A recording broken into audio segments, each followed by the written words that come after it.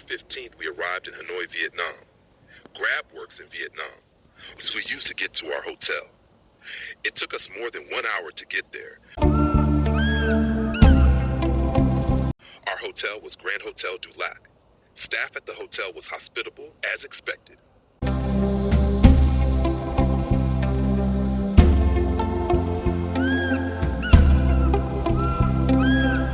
A buffet breakfast was included.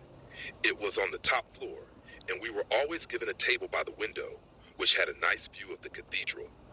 Unfortunately, we did not try out their swimming pool or fitness center, but we enjoyed staying there. Location was right in the middle of Old Town.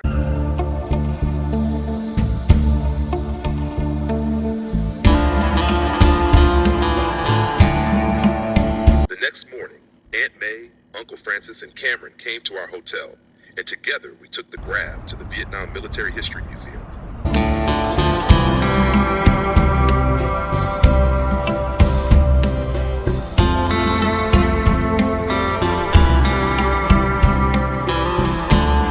On November 23, 1945, a decree was issued by President Ho Chi Minh on preserving cultural heritage. Accordingly, between 1945 and 1954, the Ministry of Defense directed agencies and units to focus on collecting and preserving documents, images, and artifacts. At the end of 1954, the General Military Commission, now the Central Military Commission of the Communist Party of Vietnam, initiated the project to establish the Military Museum.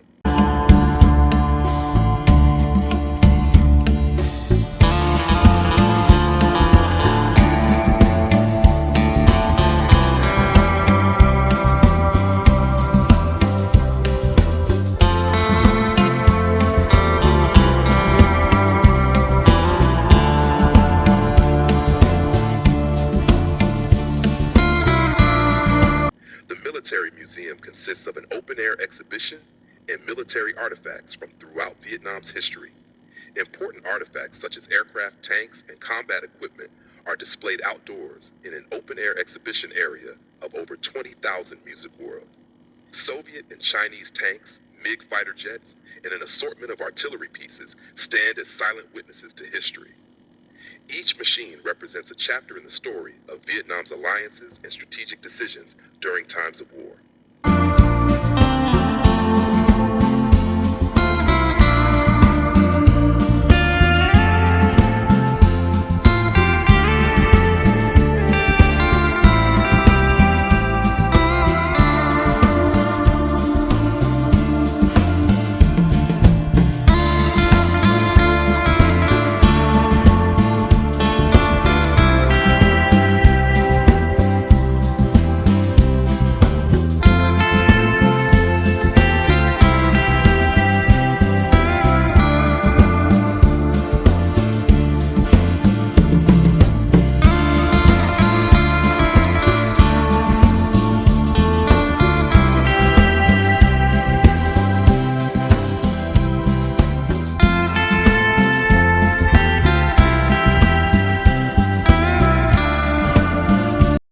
On Sunday evening, we went to the Hanoi Weekend Market, which is held on Friday, Saturday, and Sunday evenings.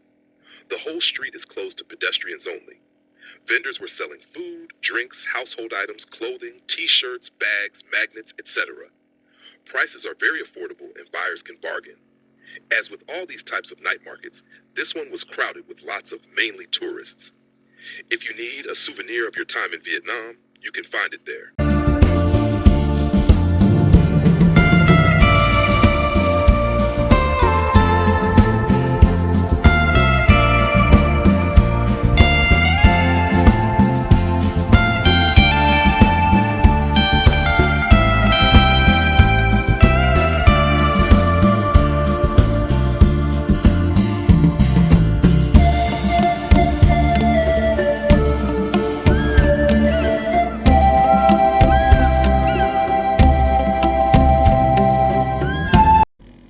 The next day, Aunt May booked us tickets for the 5:10 p.m. showing of the Lotus water puppet performance. Water puppets are a traditional Vietnamese art form that originated in the 11th century in the villages of the Red River Delta, with performers using the flooded rice fields as their stage. Puppeteers, Standing in waist-deep water, use underwater rods to control wooden, lacquered puppets, creating the illusion that they are dancing on the water. The puppets tell stories from rural life, folklore, and history.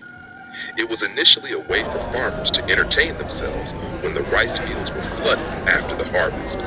The performances were also thought to entertain and appease water spirits and ghosts. The art form evolved from village festivals to royal courts and is now a professional art form performed in modern theaters in places like Hanoi and Ho Chi Minh City. A live orchestra featuring traditional instruments like drums, horns, and flutes provides musical accompaniment. Performances are typically a series of short acts that depict scenes of farming, fishing, and village life, often introduced by a jester-like character.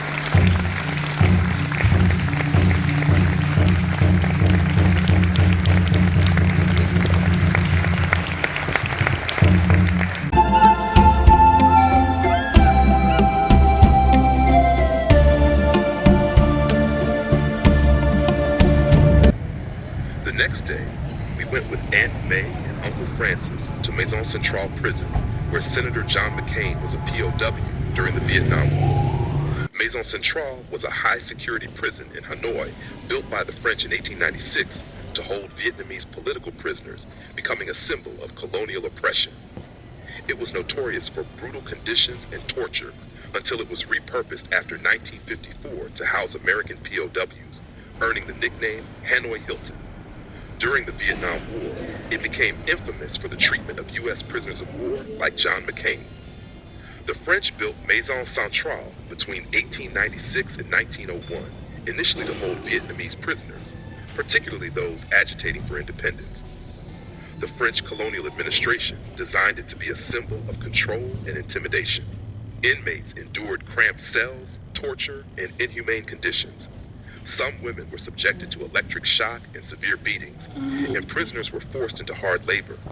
The prison was frequently overcrowded, holding thousands of inmates. Despite the harshness, the prison became a symbol of Vietnamese resistance against French rule. There were daring escape attempts, such as a 1951 escape where 17 death row prisoners cut through bars and escaped through tunnels, with only 5 surviving to join the resistance. After the French withdrew, the prison was used to hold American prisoners of war, POWs, during the Vietnam War, and the USPOWs nicknamed it the Hanoi Hilton. The treatment of American POWs varied, but many experienced harsh conditions, torture, and a refusal of medical care. Famous POWs included John McCain and James Stockdale.